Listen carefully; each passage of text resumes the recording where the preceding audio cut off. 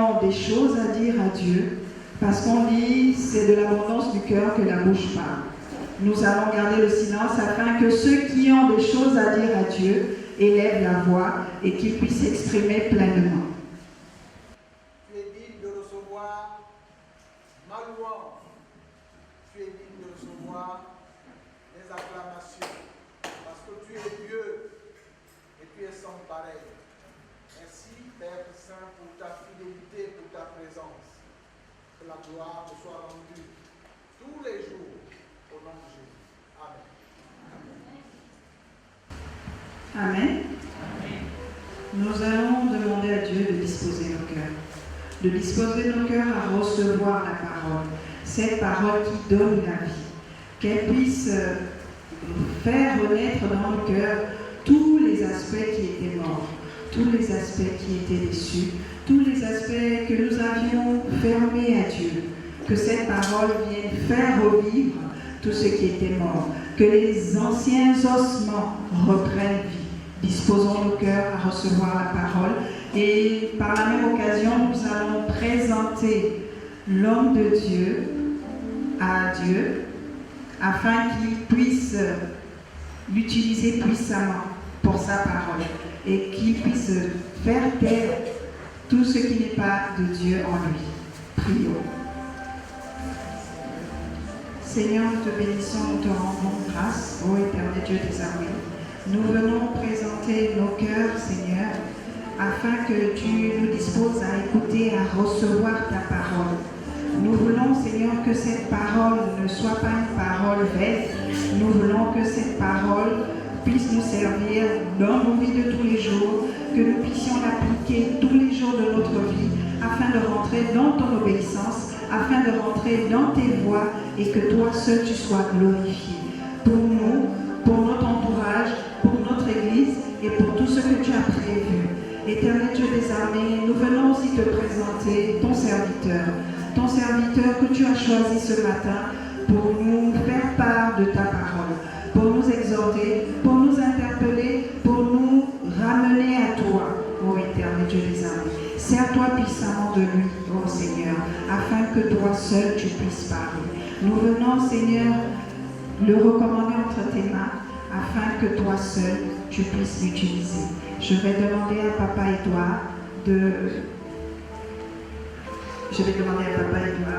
nous recommander pour les moments qui vont suivre.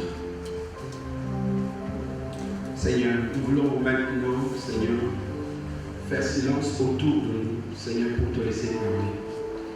Seigneur, tu as les paroles de la vie pour nous et nous sommes venus ce matin pour t'écouter. Nous voulons que le Saint-Esprit, Seigneur, ouvre nos oreilles, qu'il ouvre nos cœurs, Seigneur, afin de recevoir, Seigneur, tout ce que tu as préparé, Seigneur, pour notre édification et pour notre avancement, Seigneur, dans ta connaissance.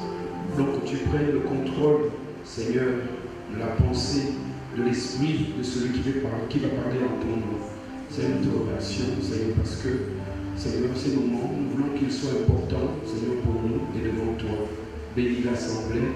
Et Seigneur, nous te bénissons aussi dans le nom de Jésus. Amen. 1 Thessaloniciens 5, 17. Priez sans cesse. Amen. Veuillez vous asseoir, bien-aimés. Ce matin, je voudrais nous parler de la prière.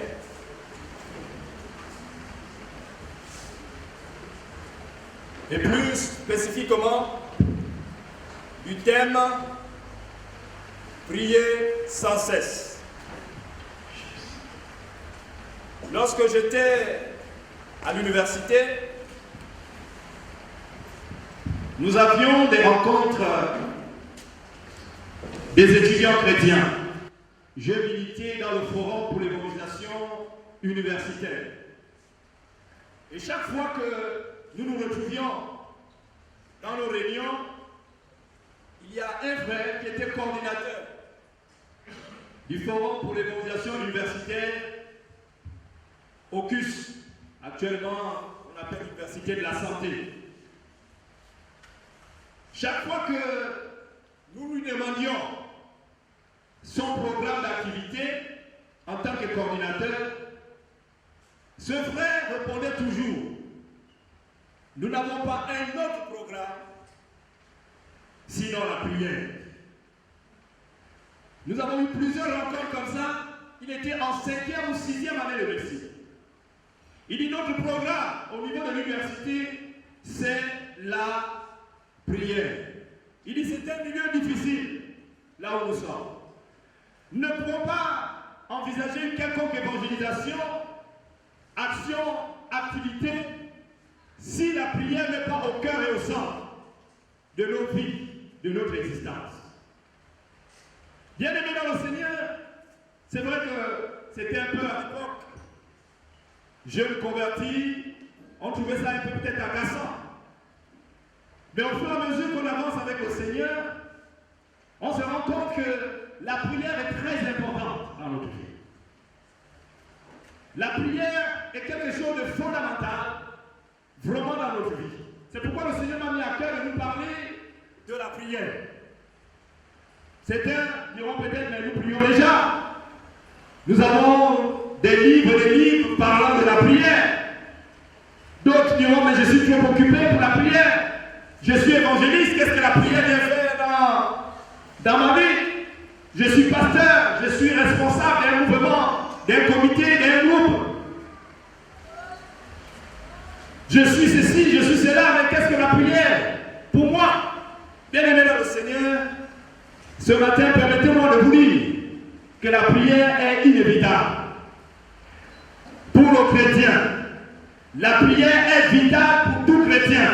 Qu'importe le ministère, qu'importe les dons que tu as, la prière doit être au cœur, doit être au centre de ton existence. Parce que ta vie doit être la prière et la prière doit être ta vie. Notre thème, je disais, c'est prier sans cesse. Prier sans cesse. C'est un commandement ici. La prière est un commandement. Même si beaucoup disent que la prière aussi c'est un exercice spirituel, mais comprenons aussi que la prière est un commandement, comme les autres commandements que l'on peut trouver dans la parole de Dieu. Allez faire l'étude des nations des disciples et tous les autres commandements, aimez-vous les uns les autres. Nous découvrons que la première raison pour laquelle nous devons prier, bien aimé, c'est que la prière est un commandement donné par Dieu lui-même à travers la bouche de son serviteur, l'apôtre Paul, poussé par le Saint-Esprit. Il va s'adresser à cette église de Thessalonique, qui est une église que l'apôtre Paul a créée en 3 semaines, 2 ou 3 semaines de son ministère, lors de son 2e voyage missionnaire.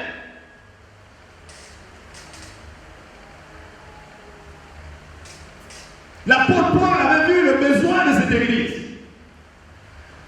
Cette église qui était en pleine croissance. L'apôtre Paul, au-delà de tous les sujets qu'il développe dans sa lettre, parce que là-dedans, il parle du retour de Jésus, il exhorte les Thessaloniciens à la fidélité, mais au-delà de toutes ces choses, l'apôtre Paul demande aux chrétiens de Thessalonique de prier. Alléluia. C'est un ordre pour chacun de nous, qu'importe le ministère que l'on exerce dans l'église, qu'importe ce que nous faisons dans l'église, la prière pour le chrétien doit être considérée comme une injonction de la part du Seigneur. Une injonction à laquelle nous devons répondre. Que ce soit de manière individuelle, que ce soit de manière collective, chaque chrétien doit prendre conscience que Dieu me demande à prier. Alléluia. Nous sommes en train de voir, bien aimés, les raisons pour lesquelles Dieu nous dit prier sans cesse. La première raison ici, j'ai dit, c'est un La deuxième raison pour laquelle chacun de nous doit prendre la prière avec beaucoup de sérieux, c'est que dans la prière, nous trouvons la puissance pour partager la parole de Dieu. Nous trouvons la puissance nécessaire pour l'annonce de l'évangile. Éphésiens chapitre 6, verset 19 à 20. Éphésiens chapitre 6, verset 19 à 20. Le Seigneur nous dit ceci. Priez aussi pour moi, afin que Dieu m'inspire les mots justes quand je m'exprime et que je puisse révéler avec assurance le secret de la bonne nouvelle. Bien que je sois maintenant en prison, je suis l'ambassadeur de cette bonne nouvelle. Priez donc pour que j'en parle avec assurance comme je dois le faire. Bien-aimés, nous devons prier et prier sans cesse. Parce qu'en priant, Dieu déploie sa puissance, déploie son autorité afin que la parole de Dieu soit annoncée par ses serviteurs ou par toute personne qui se lève pour partager sa parole, pour annoncer l'évangile, pour enseigner la parole de Dieu, les vérités profondes de la parole de Dieu, pour que cette parole puisse impacter, pour que cette parole puisse agir dans la vie de ceux qui entendent, ceux qui écoutent. Nous avons besoin de prier et de prier sans cesse. C'est l'apôtre Paul qui demande ici aux chrétiens d'Éphèse de prier pour lui. L'apôtre Paul, l'homme aux multiples facettes, l'homme aux multiples noms, charisme. L'apôtre Paul qui pouvait dire, bon, je m'en passe de la prière, même de la prière des autres. Parce que Dieu m'a béni, je suis rempli au point d'en demander de toutes les grâces de Dieu. Mais c'est l'apôtre Paul ici qui demande à l'église d'Éphèse de prier pour lui, afin que quand il ouvre la bouche, que la parole de Dieu soit communiquée avec force et puissance, que les vies soient changées. Alléluia. Est-ce que nous demandons la prière des autres? Est-ce que nous demandons que les autres prient pour nous? Est-ce que nous prions pour les serviteurs de Dieu qui s'élèvent pour proclamer la parole, pour annoncer l'évangile? Est-ce que nous le faisons? Si nous ne le faisons pas encore, nous n'avons pas encore compris l'injonction de ce matin où Dieu dit, priez sans cesse. Je vous ordonne de prier et de prier pour les serviteurs de Dieu qui apportent la parole. Alléluia. Qui annoncent la parole. Parce que la parole ne peut pas avoir d'incidence dans la vie de quelqu'un, ne peut pas avoir de l'impact dans la vie d'un être humain si Dieu n'est pas derrière cette parole. Si Dieu ne l'accompagne pas de son onction.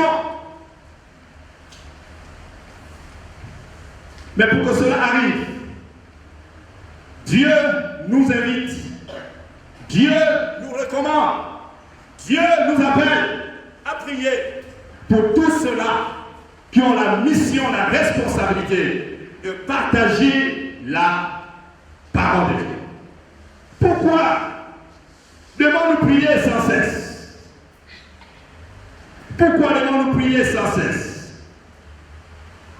Devons prier sans cesse pour que nous puissions trouver la puissance nécessaire pour susciter et répandre le réveil.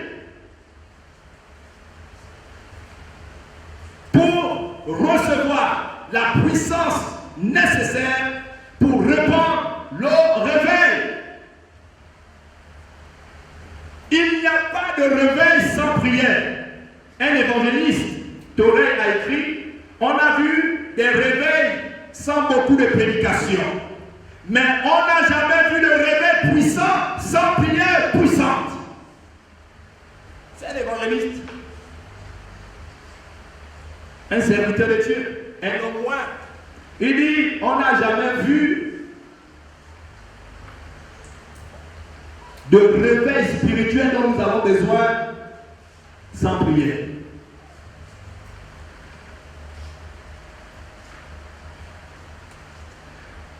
On peut voir des réveils spirituels sans prédication de l'évangile. L'histoire l'enseigne. Mais il ne peut jamais y avoir un réveil spirituel personnel ou collectif sans que nous nous mettions dans la prière. Le réveil, c'est quoi? C'est la crainte de Dieu, de plus en plus accrue dans la vie des gens.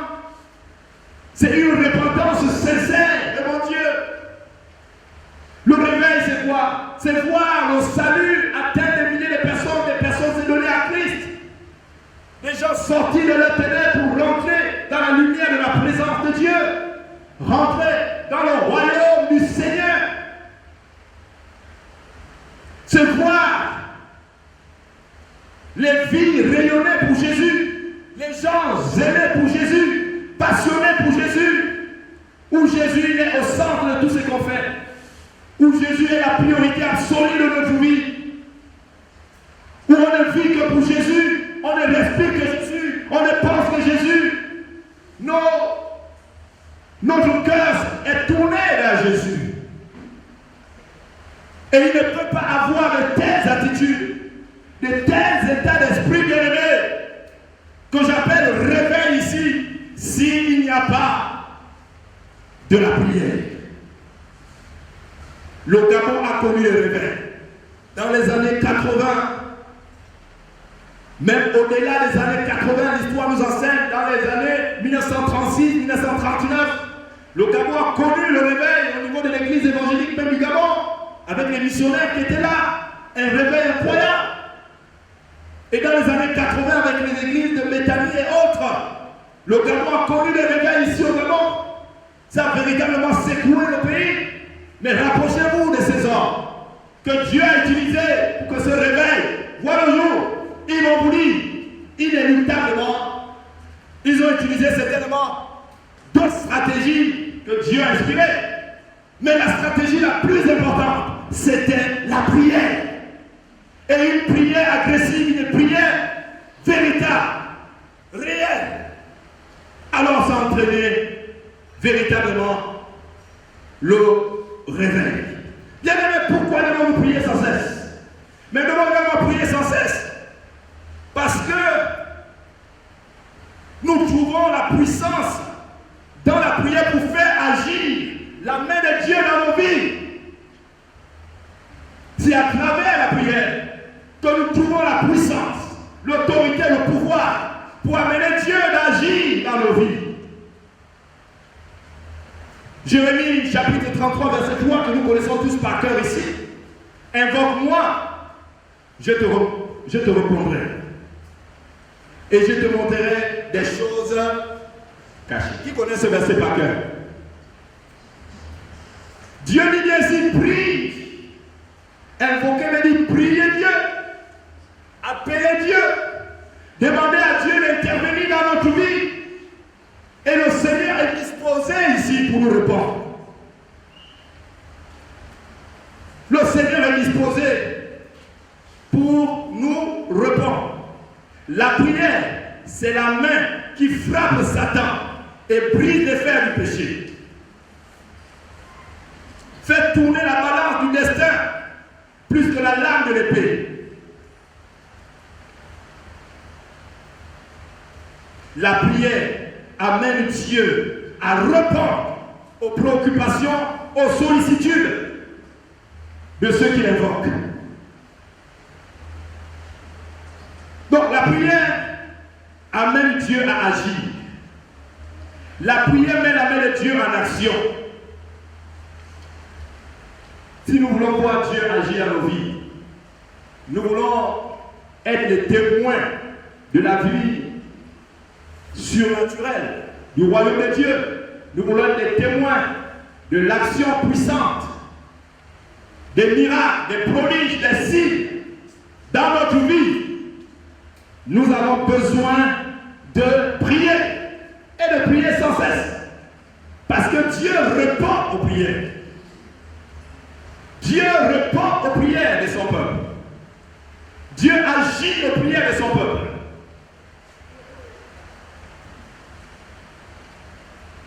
Il y a quelques jours, un homme que je connais très bien, qui travaille au niveau de la direction de l'enseignement, nous étions en train de causer. Il m'a approché et nous parlions de la prière. Il m'a dit, lorsque j'étais à l'université, j'étais en géographie, nous avons étudié le phénomène qu'on peut appeler le l'Ouganda. Il dit à cette époque, il n'était pas encore véritablement chrétien. Mais en 1990, l'Ouganda était le pays le plus contaminé par le VIH-Sida. Et les spécialistes à cette époque disaient que dans 20 ans, l'Ouganda devait être rayé, disparaître de la carte du monde. Parce que plus de 2/3 des habitants étaient contaminés, étaient sidéens. Ça, c'est dans les années 1990, 91. Mais le miracle qui va se produire, c'est quoi? Lorsque les chrétiens vont recevoir ce rapport accablant,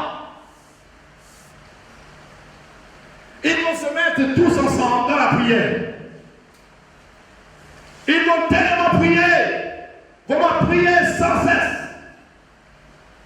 Prier avec persévérance.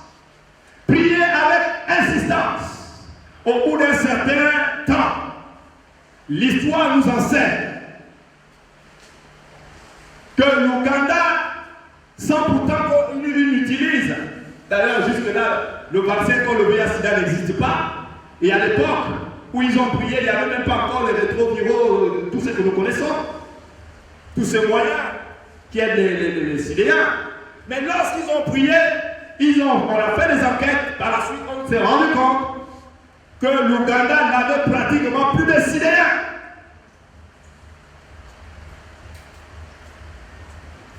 Le taux de contamination des personnes atteintes avait complètement chuté. Ils étaient à plus de, je crois, 20%, etc. Mais ça a complètement chuté. Au point qu'aujourd'hui, au niveau de l'Ouganda, il n'y a pratiquement pas de gens qui sont atteints de sida. Parce que, en Ouganda, on a vu des personnes être guéries du sida. Il y a même un film qui a été tourné dans ce sens. Et le titre, c'est Transformation, quand on parle de réveil au niveau de l'Ouganda. Là-dedans, vous allez voir ce que je suis en train de vous dire. Des témoignages fusent. Et on observe et on contemple la gloire de Dieu. Alléluia. Bien aimé, qu'est-ce que Dieu n'est pas capable de faire? Quelle situation semble te dépasser aujourd'hui? Qu'est-ce qui semble insurmontable pour toi? Qu'est-ce qui t'accable? Dieu te dit, invoque-moi, car il y a suffisamment de puissance dans ma présence. Il y a suffisamment de gloire dans ma présence. Rien n'est impossible à moi. Rien n'est impossible à mon autorité. Je peux le faire. Je suis capable de le faire. Ce qui est impossible aux hommes est possible à moi. Si Dieu l'a fait en Ouganda et dans beaucoup de pays, Dieu le fait, il peut également faire la même chose pour toi, quelle que soit la situation. Aujourd'hui, au Gabon, nous sommes un peu troublés par les nouvelles que nous recevons par les médias. Nous sommes troublés à la veille des élections. Nous sommes troublés par la situation économique. Lorsqu'on entend un peu les nouvelles de Port-Gentil, le taux très élevé, n'est-ce pas, du chômage à l'heure actuelle, combien de personnes sont en train de perdre leur travail, et beaucoup ont perdu leur travail, ils sont même ici certainement au Gabon, à Libreville ou dans notre province, parce que ça devient compliqué. Est-ce que parce que ça devient compliqué que je ne dois rien faire? Peut-être que politiquement je ne peux pas agir, économiquement je ne peux pas agir, peut-être intellectuellement aussi je ne peux pas agir, mais je peux agir par la prière. Je peux agir par ma prière, je peux amener Dieu à agir dans ma vie. Je peux amener Dieu à agir dans la vie de mes frères et de mes sœurs. Parce que nous avons des frères et sœurs. Et ma femme est témoin que depuis un certain temps, mes pensées sont tournées vers les frères qui sont là-bas. Je me pose mille et une questions. Qu'est-ce qui devient de là-bas? Qu'est-ce qui se passe là-bas? Parce que cette crise économique ne touche pas seulement les non-chrétiens, ça touche tout le monde. Mais est-ce qu'un seul instant, nous avons eu à cœur de penser à nos bien-aimés qui sont du côté de l'Ogooué-Maritime, précisément de Port-Gentil, de Gamba et autres? Ou c'est le pétrole, tout c'est le pétrole? Ou bien nous disons que ça les regarde. Moi je suis tranquille là où je suis. Mais ce qui arrive là-bas, ça peut nous arriver. Nous ne sommes pas épargnés. Nous ne sommes pas marre. C'est peut-être une question de temps seulement. C'est peut-être une question de temps seulement. Mais n'attendons pas d'abord que la chose arrive pour que nous puissions nous mobiliser dans la prière de l'Éternel. C'est maintenant que nous devons prendre conscience. Dire que ça ne va pas. Ça ne va pas. Au lieu de parler, nous les chrétiens, on n'est pas vraiment différents des autres. On parle, on raconte, on dit des choses. Au lieu de passer ce temps à prier, on passe plus du temps à dire, à raconter. Des choses qui ne changent rien, qui ne peuvent pas apporter un développement, une transformation. Je crois à la puissance de la prière, les amis. Je crois à la puissance de la prière. Aucune œuvre de grande envergure dans le royaume de Dieu ne peut se faire sans la prière de Dieu. Aucun exploit digne de ce nom ne peut être réalisé dans le royaume de Dieu, dans l'Église, sans véritablement la prière. La prière est là par excellence pour le développement de l'Église, pour l'épanouissement de notre vie, pour la croissance de notre vie. Pour que nous soyons matures en Christ, nous avons besoin, plus que jamais, de reconsidérer la prière. Je ne dirais pas de lire, nous avons certainement lu des livres, mais combien de fois prions-nous? Ce n'est pas le temps de nous remplir, n'est-ce pas, la tête avec des livres, des livres, des livres. C'est que Dieu nous demande, c'est de prier. Oh, mais je ne sais pas prier. Je suis un nouveau converti. Mais lorsque le Seigneur donnait cet ordre-là, est-ce qu'il ne savait pas que vous deviez être des nouveaux convertis dans l'Église? Non, je ne suis pas intercesseur. Je n'ai pas le ministère d'intercession. Est-ce que lorsque le Seigneur donnait cet ordre, prier sans cesse, ne savait-il pas que tu devais être un évangéliste? Ne savait-il pas que tu devais être membre de la sécurité ou tu devais exercer je ne sais pas quelle autre fonction au sein de l'Église? Ne le savait-il pas? Je crois que Dieu le savait. Il dit priez. Quel que soit ce que nous sommes, quel que soit notre rang, quelle que soit notre position dans le monde et dans la société, Dieu nous convie à prier. Si nous voulons voir la main de Dieu agir, la main de Dieu se manifester. Et pour nous permettre réellement de triompher de toutes les situations auxquelles on peut être confronté. Si nous voulons voir la main de Dieu opérer des changements et des miracles considérables, nous avons besoin, bien aimés, de prier. Pourquoi dois-je prier sans cesse? Mais je dois prier pour que Dieu puisse toucher tous les hommes. Pour que Dieu touche tous les hommes. 1 Timothée chapitre 2, verset 1 à 2. 1 Timothée chapitre 2. 1 Timothée chapitre 2, verset 1 à 2. En tout premier lieu, je recommande que l'on adresse à Dieu des demandes, des prières, des supplications et des remerciements pour tous les êtres humains. Il faut prier pour les rois et tous ceux qui détiennent l'autorité afin que nous puissions mener une vie tranquille, paisible, respectable, dans un parfait attachement à Dieu.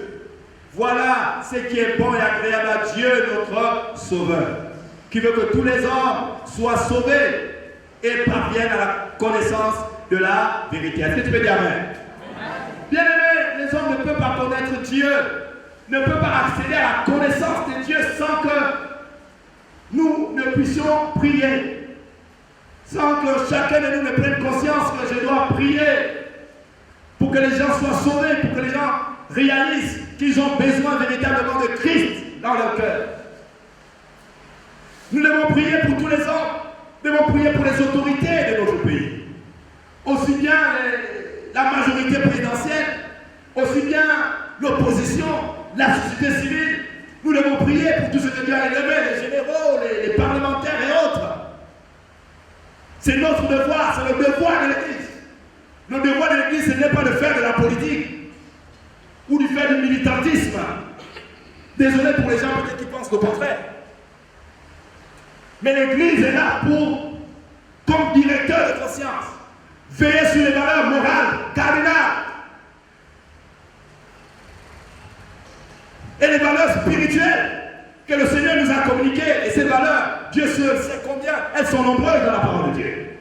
Et l'Église est là, non pas pour critiquer, tel n'a pas bien travaillé, tel a fait ceci, tel a fait cela. Non, l'Église n'est pas là pour critiquer. L'Église est là pour prier. L'Église est là pour prier. Alléluia. Les amis, c'est compliqué. Même à l'époque de Jésus, Jésus a connu des situations pas faciles. Il n'a pas exercé son ministère devant forcément les autorités qui étaient favorables. Hérode n'était pas favorable, il cherchait même à le tuer. Même l'apôtre Paul, il a vécu dans une époque assez difficile. Les Romains n'étaient pas des enfants de cœur, des enfants d'où le caractère. À cette époque où l'apôtre Paul s'adresse aux Thessaloniciens ici, le monde était sous la domination des Romains. Thessalonique était une ville, une capitale, était la capitale de la Macédoine à l'époque. Et c'était sous la domination romaine. Et Dieu seul sait combien ces Romains-là étaient plutôt agressifs. Mais le Seigneur qui connaît toutes choses, parce que ce n'est pas la volonté de Dieu, quoi que l'on puisse dire, ce n'est pas la volonté de Dieu que les hommes gèrent, que les gens dirigent, aussi bien l'Église que hors de l'Église. Ce n'est pas la volonté de Dieu. Et dès l'instant où la volonté de Dieu est là, le Seigneur, dans sa parole, et c'est lui qui nous interpelle tous,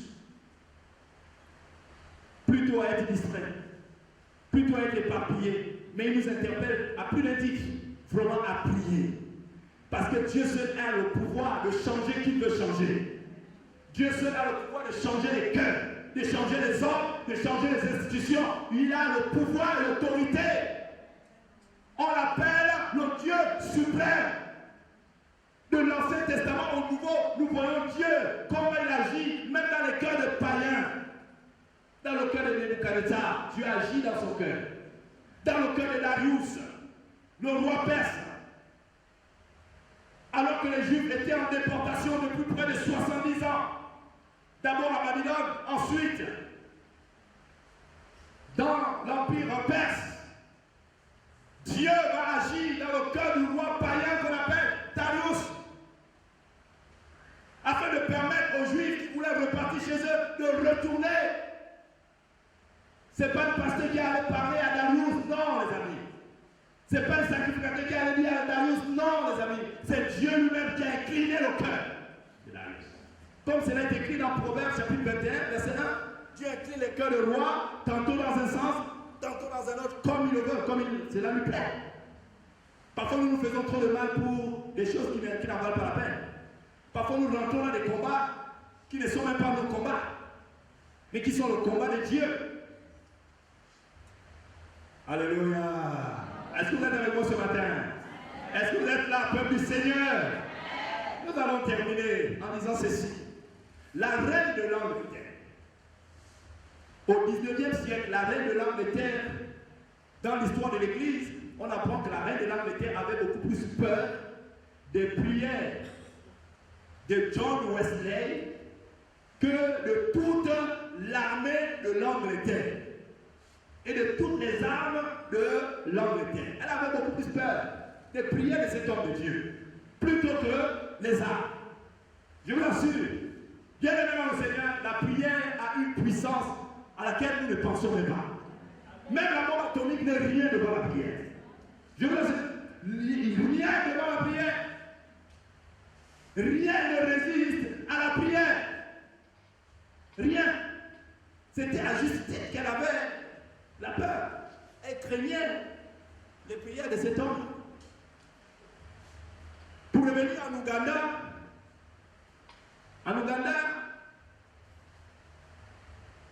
le Parlement voulait voter une loi unique. Une loi vraiment immorale. En rapport avec, je pense, l'homosexualité. Mais il y a un député en Ouganda, un chrétien, qui s'est levé. Il est allé à la tribune. Il a dit ceci. Je tiens la Bible et je suis prêt à prier. Si vous osez voter cette loi, Dieu lui-même va s'occuper de vous. J'ai la Bible et je vais prier. Ça fait un petit tollé, etc. L'agitation après. Le président de l'Assemblée nationale a suspendu les travaux pour dire bon, prenons une pause et partons dans les commissions et on revient après. Mais quand ils sont revenus bien aimés dans le Seigneur, le président a dit cette question est suspendue. Nous n'allons plus voter cette loi-là. Est-ce que vous me comprenez? Passons à une autre question. Pourquoi? Mais il y a des gens qui connaissent la valeur, la puissance de la prière, bien aimé. Parce que quand on prie, en fait, qu'est-ce qu'on est en train de dire? On est en train de dire, Seigneur, rentre en action. C'est ce qu'on est en train de dire. Seigneur, je m'efface. Je suis faible, je ne peux rien. Je ne suis pas capable de changer quoi que ce soit. Seigneur, agis, interviens. Parce que nous savons que tu es le maître de l'univers. Rien n'est impossible devant toi. Beaucoup parmi nous jouons avec la prière. On organise des réunions de prière ici. Les gens ne viennent pas. Si on est encore occupé de manière légitime, on peut comprendre. Mais si c'est pour suivre les séries télévisées, les novelas, je ne sais pas quoi, les toutes ces choses, les matchs de football, alors que nous avons un temps précieux que Dieu veut nous accorder pour invoquer son nom, pour voir les choses bouger, pour voir les choses changer. Mais pendant ce temps, on est distrait. Et nous voulons être forts spirituellement. On ne peut pas être fort dans les telles conditions. On veut avoir la victoire, on ne peut pas avoir la victoire dans de telles conditions. On veut voir les projets aboutir, mais les projets ne peuvent pas aboutir dans de telles conditions. On veut voir les objectifs que Dieu nous a signés être atteints, mais les objectifs peuvent être atteints si nous ne nous mobilisons pas pour la prière, de manière individuelle et de manière collective. La prière est une nécessité vitale. C'est la respiration de notre vie. C'est notre propre vie, la prière. Jouer avec la prière, c'est jouer avec sa propre vie, bien aimé. C'est jouer avec sa propre existence. Parce que nous sommes bénis à cause de ce que Dieu nous accorde ses faveurs. Et il nous accorde sa miséricorde. Un autre évangile disait, Dieu ne peut faire quoi que ce soit qu'en réponse à la prière. Dieu ne peut faire quoi que ce soit qu'en réponse à la prière. Aujourd'hui, peut-être nous jouissons de certaines choses. On pense que nous le méritons. On a peut-être un bon travail. On a peut-être des diplômes. On est, on occupe une position importante. Mais parfois, à un moment donné, on oublie que tout est grâce. Tout ce que nous avons, nous l'avons par la grâce divine. Nous ne méritons rien du tout. Tout nous est donné par grâce. Et lorsqu'on comprend cela, bien aimé, on se fait tout petit devant Dieu. Quand on comprend cela, bien aimé, on fléchit les genoux devant le Seigneur. Quand on comprend cela, on cherche à épouser les intérêts de Dieu. On cherche à être en communion avec les pensées de Dieu. Et on cherche à agir selon Dieu. C'est par la grâce de Dieu que nous sommes ce que nous sommes. Nous ne méritons rien. Rien du tout. C'est par la grâce de Dieu. Mais est-ce que nous le disons véritablement à Dieu? Est-ce qu'on l'exprime véritablement à Dieu? Ou bien on dit non, Seigneur, c'est toi qui m'as donné ceci. Mais je pense quand même, de l'autre côté, c'est quand même moi-même. Je suis allé à l'école, j'ai étudié. Hein. C'est le fruit de mes efforts. Hein. Alors pourquoi faire ceci? Non, Seigneur, je crois que tu peux agir là, mais dans d'autres domaines, c'est moi-même qui dois agir. Beaucoup utilisent la prière comme le dernier recours, après avoir épuisé toutes les possibilités de vent. Dernier recours, c'est là où on se tourne vers la prière. Lorsque tout a échoué, c'est là où on pense à prier. Bien aimé dans le Seigneur, si c'est comme ça que nous vivons notre vie chrétienne, nous sommes les plus malheureux des enfants de Dieu. Nous sommes les plus malheureux des chrétiens. La prière ne doit pas être au dernier. Ça doit être en premier. Dans le livre de Timothée, qu'on a dit, la Bible dit avant toute chose, fais des prières avant. Même quand tu es malade, avant d'aller à l'hôpital, commence d'abord par prier. Commence. Je me souviens, une année, mon épouse et moi, on voulait acheter une voiture. On était tellement émerveillés à l'idée d'acheter cette voiture. Quelqu'un nous l'avait proposé. Quelqu'un que je ne connaissais pas, même par téléphone. Il dit il est au port, il est, c'est pas, c'est capitaine, colonel, c'est pas trop. Il voulait me vendre une voiture, vraiment moins de coût. Il dit non, c'est que tu as. Non, on était émerveillés. On dit mais ça c'est une aubaine, on a ceci, cela. Mais à un moment, on s'est dit, dans ces choses-là, nous sommes des enfants de Dieu. Qu'est-ce que Dieu en pense? C'est vrai qu'on a besoin de la voiture, on a besoin de ceci. Mais qu'est-ce que Dieu en pense? Elle et moi, nous avons prié. Le jour où on devait rencontrer la personne, nous sommes allés, c'est je crois vers Glace. On appelle la personne, elle dit, mais vous êtes avec qui dans la voiture? Je dis, je suis avec mon épouse. Elle dit, avec votre épouse, pourquoi? Je dis, non, c'est mon épouse, je ne cache rien à ma femme. Il dit, bon, trouvez-moi à tel endroit. On arrive à cet endroit. Jusqu'à 17h, 18h, je dirais jusque jamais, ce monsieur s'est présenté à nous. Et nous avons compris que c'était, comment vous appelez? Voilà un escroc. Parce qu'il se disait que si j'étais seul facilement, peut-être qu'il devait même me tuer, mais de trousser de l'argent. Parce qu'il me disait, il faut venir avec l'argent maintenant là. Je n'ai même pas encore vu la voiture, il me dit de venir déjà. J'avais seulement parlé de la marque. Il dit, venez là, avec l'argent. Bien aimé dans le Seigneur, mais j'ai compris que c'est parce qu'on a prié que Dieu n'a pas permis. C'est pas parce qu'on est malin ou on est intelligent, mais parce que nous avons prié et Dieu a fermé la porte à cet homme, à cet escroc. Lèvons-nous et prions. Remercions le Seigneur pour cette exhortation à l'endroit de tout le monde, et moi y compris. Remercie Dieu. Et tu sais à quel niveau tu as besoin vraiment de prier. Et commence à prier. Certainement, il y a une parole qui t'a touché. Dieu t'a parlé à quel niveau ou un autre. Alors prie par rapport à ces domaines, par rapport à cette situation. Dis à Dieu, mais voici, devant toi ce matin, j'ai besoin de toi.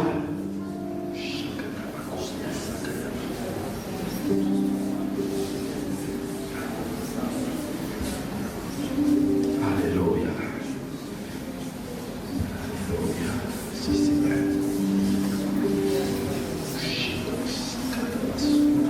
Fils de David, mets-moi la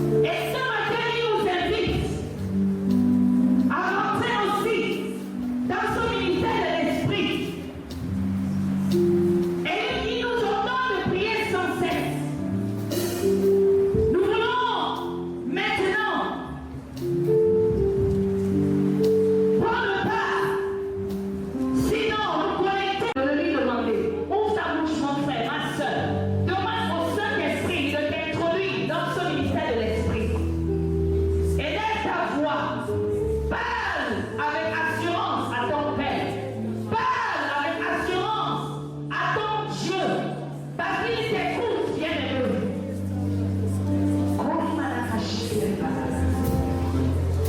Seigneur, nous venons ce matin devant toi. Nous venons parce que nous savons que nous sommes faibles sans toi. Et tu nous interpelles ce matin à prier sans cesse. Nous voulons, Saint-Esprit, que tu allumes la flamme de prière en nous. Tu allumes la flamme de prière, attire la flamme de prière.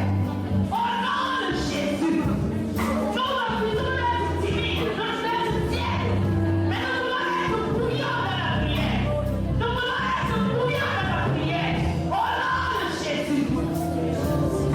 Alléluia, merci Saint-Esprit. Oui, bien-aimé, exprime-toi, sois libre dans la présence de ton Père. Sois libre dans la présence de ton Père. Exprime-lui le besoin. Parce que quand le Saint-Esprit, par la prière, nous alimente, nous transforme à l'image parfaite de notre Dieu. Sans la prière, nous ne pouvons pas plaire à notre Père. Parce qu'il a besoin que nous puissions communiquer avec lui à chaque instant. Bien-aimés, prions.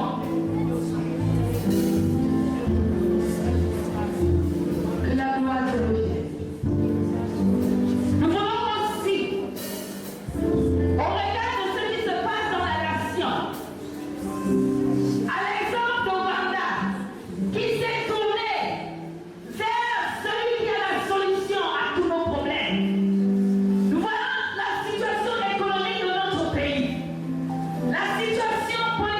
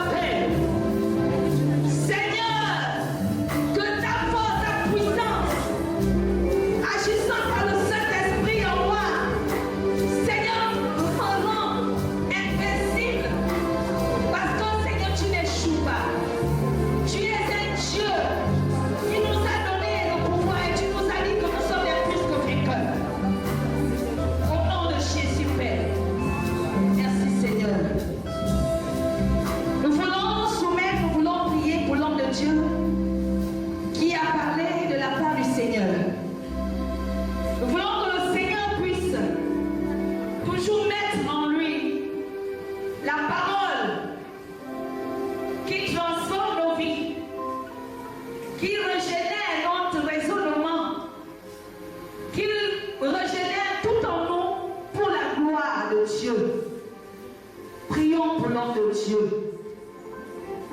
Seigneur, bénis ton serviteur qui nous a parlé de toi. Tu l'as utilisé, Seigneur. Remplis-le toujours, oh Dieu. Toi qui es la source intarissable. Seigneur, qu'il soit toujours rempli de la parole de Dieu. La parole révélée. Afin que lorsque nous allons recevoir cette parole, Seigneur, que nous soyons transformés par le renouvellement de l'intelligence. Que nous soyons, Seigneur, sages. Que nous soyons, Seigneur, oh Dieu de gloire, des instruments. Seigneur, puissants. Seigneur, pour faire avancer ton royaume sur cette terre et dans ce Gabon. Te bénissons parce que tu es fidèle. À toi la gloire. Bénissons. Les hommes pouvaient vaincre la mort. Quelle créature, même parmi les anges, pouvait anéantir la puissance du péché? Qui parmi les rois et les princes pouvait autant marquer l'univers et se placer au centre des événements, au cœur des circonstances comme toi, Seigneur, le véritable noyau de la vie? Et désormais, tous ceux qui aspirent à l'éternité n'ont de repère qu'en toi. Tous les grands enjeux de l'humanité ne trouvent une issue véritable qu'en toi. Toutes les questions du monde n'ont de réponse qu'en toi, pourvu que les hommes de ce siècle le sachent et qu'ils accourent vers la source de leur bonheur que tu es. Tu es sorti vivant d'une terre qui n'était pas structurée pour te contenir.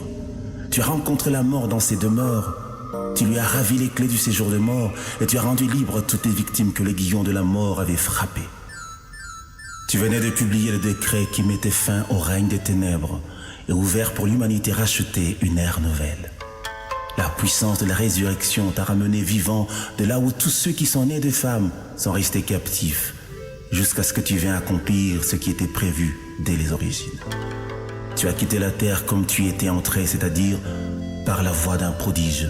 Tu as traversé physiquement les cieux pour regagner la demeure de ta majesté et occuper le trône de ta grandeur, et les cieux célébrèrent ta victoire. Les forces des ténèbres se sont liguées, la vallée de la mort aménagée pour une randonnée funèbre. Cependant, ton veto s'est opposé au dessein cynique de l'enfer, car le dernier mot t'appartient. Le breuvage mortel a répandu ses traits nocifs dans mes entrailles et entamé l'œuvre de la destruction. Mais gloire soit rendue à toi qui contrôle toutes choses.